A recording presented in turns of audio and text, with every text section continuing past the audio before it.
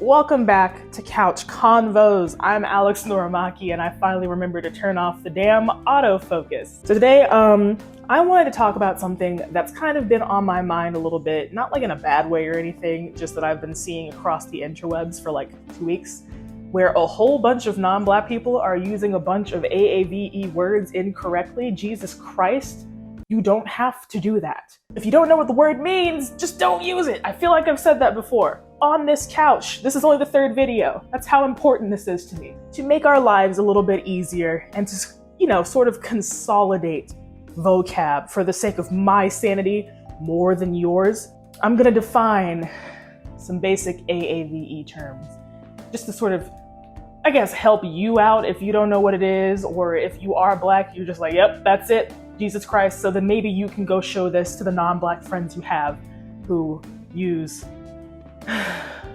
words out of context. It's very exhausting. I would prefer we didn't have to do this, but apparently I have to. I'm in my pajamas. That's how important this is, okay? So I'm gonna go on the list. I'm gonna go on the list. I've got like 10 words that I think are important. Some of them are older than others, but we still use some of them. AAVE comes and goes, is always contextual, and is always evolving. I've said that as well. Again, that's how important this is. All right, so here we go. I'm gonna start easy for you. First word that I'm gonna define is ate. That normally is the past tense of the word eat, right? In AAVE, when you say that somebody ate, it means that they did something amazingly. It's like they gave, to eat something up is to give a flawless performance of something, right? So I'm gonna use it in a sentence for you. She ate up that dress, right? So in this context, whoever she is, she was wearing a dress and she looked really fine. That's it. She ate. You can just say she ate, and contextually it will make sense, but it has to be in context, right? So if in a tweet, somebody posts a TikTok where a little girl and her mother are doing a TikTok dance, and the little girl did the TikTok dance like better than her mom, it's appropriate in the comments to say she ate her mom up because she did better than her mother. Do you see what I'm saying? That is how you use ate. It has nothing to do with food. BFFR. This is an acronym that stands for be fucking for real. Okay, this one is very common right now, especially on Twitter. I really think we should know how this is used in context, because not because I see people using it incorrectly, but because I see people whoever the be fucking for real is aimed at, that person doesn't seem to realize that that means they're not based in reality right now, right? So usually be fucking for real is used to express annoyance with somebody whose actions or dialogue are not really based in reality. You really think Halle Berry is white passing? Be so fucking for real. Because let's live in reality now. Halle Berry is a Black woman. She looks like a Black woman and she would not pass for white. Take it home with you. And when someone tells you to BFFR, think about it before you speak again. A bust down. All right. I have seen this used incorrectly. It killed me. There was a TikTok of a white girl who had like straightened her hair. And don't get me wrong, she did look good. She looked really good. But she was like fresh bust down straight out the shower. That's not what a bust down is. A bust down is when you go and you get a professionally installed straight weave. Long straight weave. I feel like that was probably pretty self-explanatory, considering anytime you see a Black person using that, it's because she just got a weave installed. Like, that's what a bust down is, right? So if somebody has posted a picture on Instagram and they've got beautiful, fresh, long, straight weave in their head, that is the bust down. Bust down is not a verb. It's not, oh, I saw that one too. It's not a verb saying, all right, I'm gonna go to the club and bust down. I will kill you. Riz. Oh my God. I have seen people within our own community who don't actually know what it means. Riz is in fact short for charisma, which is what Riz is. To have Riz is to have charisma, okay?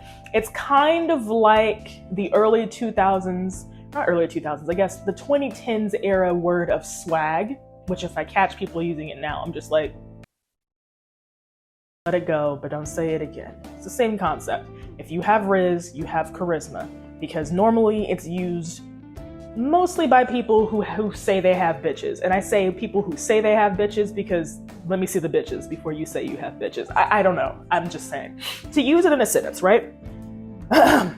Damn, Dante got girls all over him. And in response, you say, yeah, he got that riz. He's got that charisma. That's why the girls is all over him. Now, it's also appropriate to just, side note, don't call them bitches where they can hear you. T. Really? I feel like this one's way too easy. Like, I don't even understand how I'm having to explain this, but I have seen it used badly lately. There was a girl who was like, what did she say?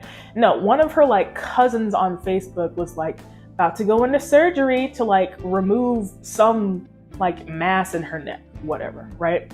And the girl like responds, she's like, T, sis, that's not it.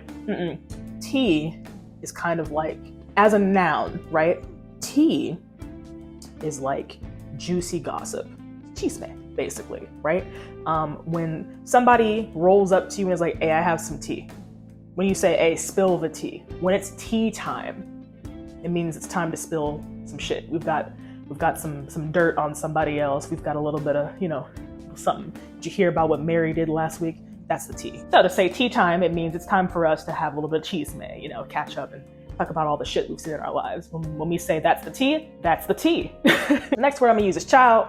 Now, I will say that I have like evolved how I use it and how I have seen it used over time. Because when I first started child's been around years, decades even, but it's really come into its own recently. And I really do feel like it started with Black aunties. My aunt, she uses it. She definitely does. And it just sounds right coming out of her mouth. But she uses it either when like you say something to her that don't make no sense, or it's kind of awkward, or it's just really weird and you didn't have to say it. She's like, child, let's just move on. You know what I mean? But you can also just say it just to say it and call you that as well. Child is actually just like a southern shortened version of the word child. C-H-I-L-E is how we spell it, when really it's C-H-I-L apostrophe in place of the D. Child, right? And so there was an example, right? When she couldn't find the Christmas card I had sent her, and she texted me and she's like, did you ever send me a Christmas card? And I was like, yeah, I sent it on this date and it should have gotten to you 3 days later. She's like, child, I don't know. I don't even be checking my email like that. Snatched. This one I feel is very contextual, but it's very important to realize that snatch is a verb. I have seen it used as a noun. I don't even know how you make that work in correct English. When something is snatched, it depends on what that something is.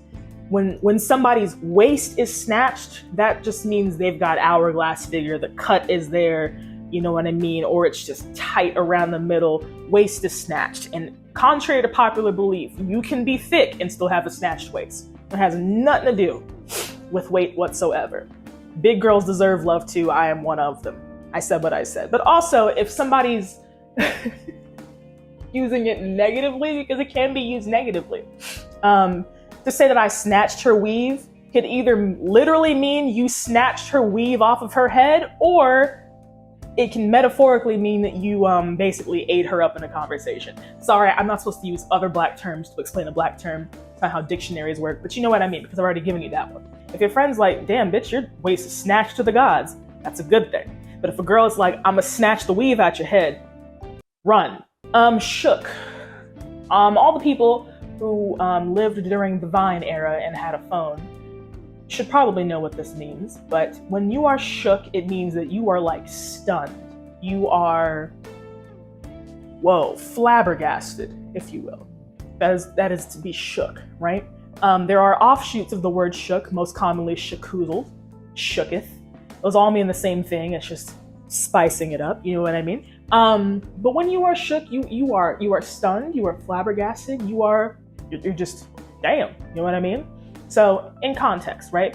If your friend is like, babe, you looked amazing tonight. You had all the girls shook. What she's saying is, literally what she's saying is, you were the best looking person out there tonight, and all the other girls were jealous of you. Now, whether or not that's actually true, it's still a compliment and you should take it as such. When somebody sees some very concerning shit, usually on TikTok, and they're like, oh, I'm shook. That's what it means. You've got them flabbergasted, concerned, and paralyzed without words. And the final word I want to use, and this one's very, let me sit up straight. This one's very, very important. The word woke, because that word has been taken from Black people and used pretty much against us. Let's talk about what woke means. Woke Woke, first off, is a very old AAVE word.